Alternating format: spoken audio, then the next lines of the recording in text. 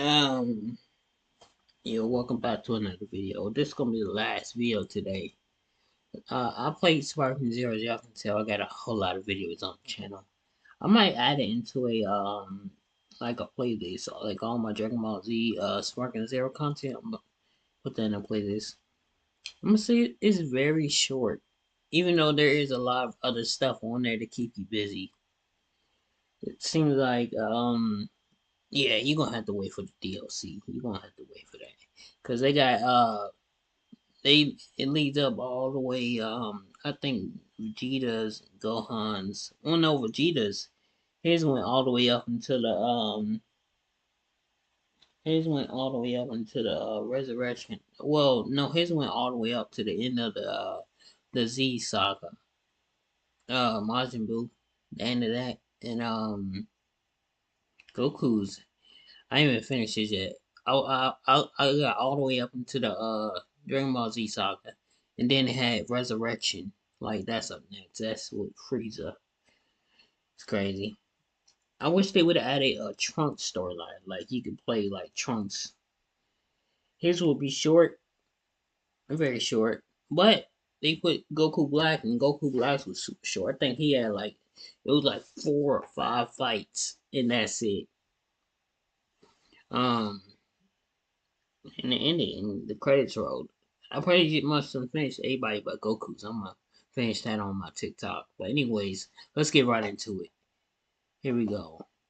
What's up, gamers? Dripcast Guy here, and today we're talking about Dragon Ball Sparking Zero because I've played about 10 hours of it and wanted to kind of give some off-the-cuff impressions as to what's good, what's bad, and what is currently a bit busted. But let's get into it. I hope you're having a great day, and if you could, please give this video a like and you got like subscribe a stamina, if you haven't already. and when that Now, let me just stamina say at the runs start that completely I'm out, not very you good at this just stand game. there for a I can minute. win a decent amount of But online it comes matches and back like certainly after carry on but in a that pretty time, long people combo, can but attack if it you ever and came down to me do stuff. actually competing in a tournament, I wouldn't get past like round 2. But I am a huge fan of Dragon Ball. I mean, Z specifically. One of those kids that ran home every single day the second school got out to see if Goku could properly power up to conquer Cell or Boo or Frieza, whoever the villain of the week this month was. But I really It's appreciate the crazy. fact that in a I lot of used to these watch games, Dragon they Ball Z really tried to every pack the Saturday roster. when I This was is technically very a young. sequel to the It will old always be Dragon Ball Z Dragon Budokai Ball Z, Tenkaichi games, which means Power not only Rangers. is it I think just Power totally Rangers filled came with on before hundreds and Dragon Ball hundreds Z of though. people, in this case If you there were are able to check it, this was before they 182 was on characters like from the Nickelodeon. entire It's this saga. week I'm on Saturdays impressed and that so many of them check it out. not just play well together, they're surprisingly well balanced, but let's talk about how this plays.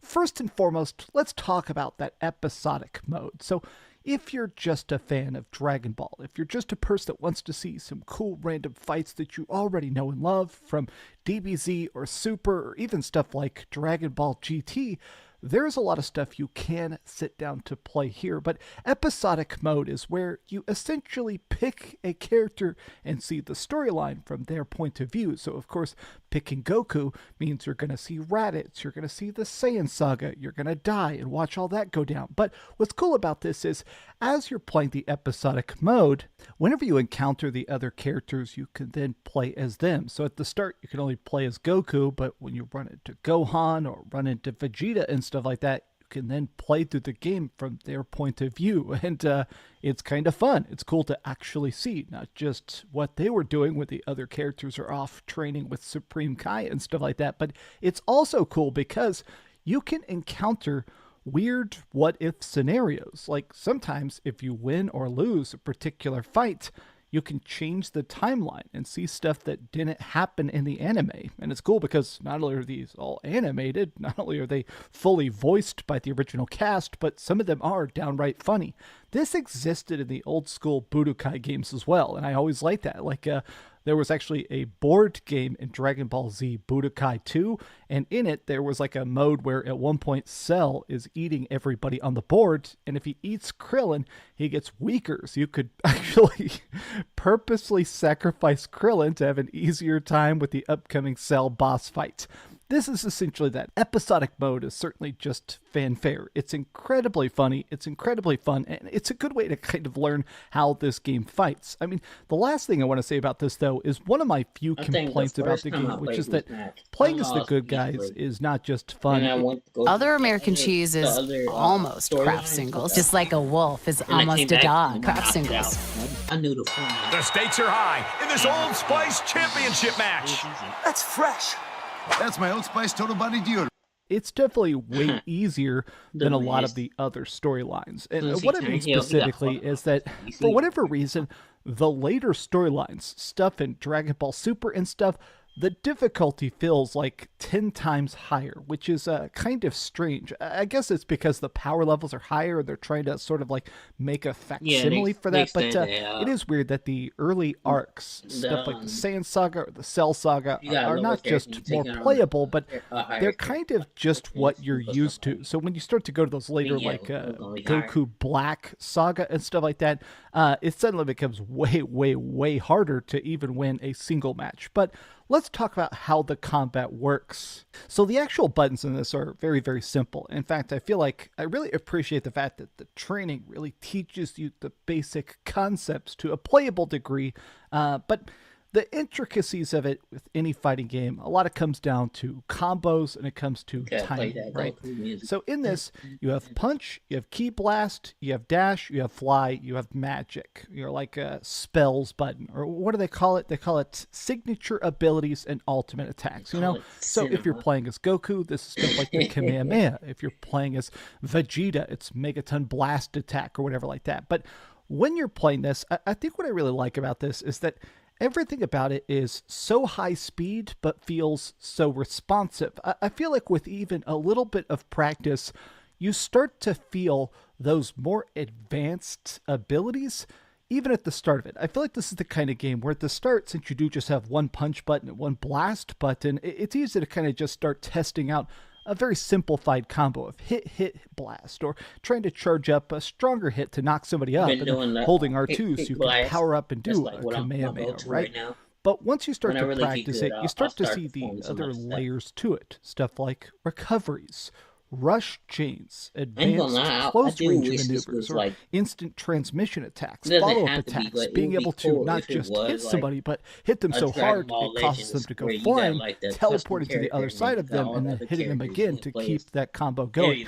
This stuff looks very advanced, but I feel like what's good about this game is that as soon as you start messing with it, especially if you're sticking with one particular character, you really begin to see all the things that are connected with it.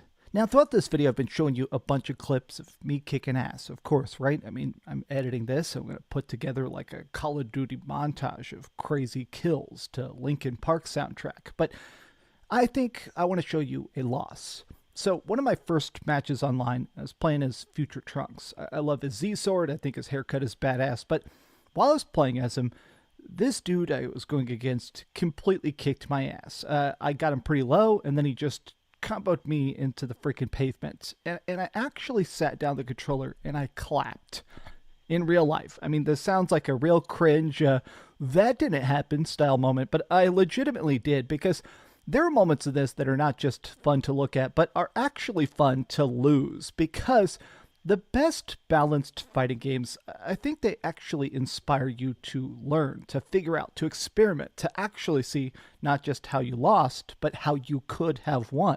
And I feel like even just doing some random matches here, I won a lot more than I thought I was going to. I really appreciated the fact that everything feels so dang smooth. I'm really impressed more than anything else that it feels like there is a surprising amount of balance and depth with a 182-person roster. Yeah, like, him with Key if you don't know Dragon Ball Z that well, you'd probably be confused as to why there's like 10 different versions of Vegeta or 5 different versions of Frieza and Cell, and be like, okay, why is Frieza big, and then small, and then metal, and then cybernetic, and then gold?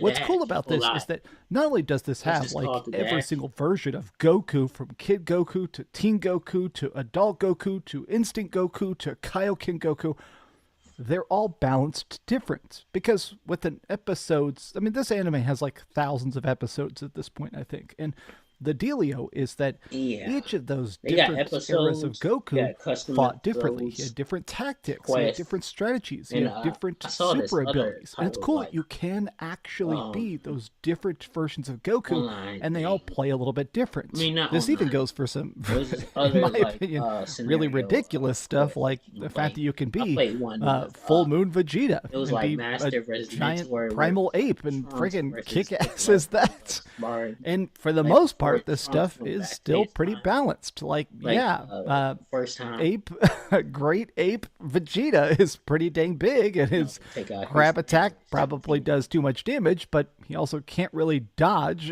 as well when I'm But blasting. anyways, I like this guy. He's pretty positive, bro. You sometimes run into them people that are not positive, and it just ruins the whole thing. I'm gonna go monetize these videos, and I'm gonna stream on TikTok.